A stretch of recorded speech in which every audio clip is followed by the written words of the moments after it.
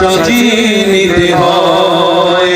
6 দিন পরে খসে যাবে 9 দিন পরে চুল, কবর গাহের সামান নিতে কইল না কেউ ভুল। কবর জায়গা ভালো নয়, আমল দিয়ে কবর গৃহ সাজিয়ে নিতে হয়।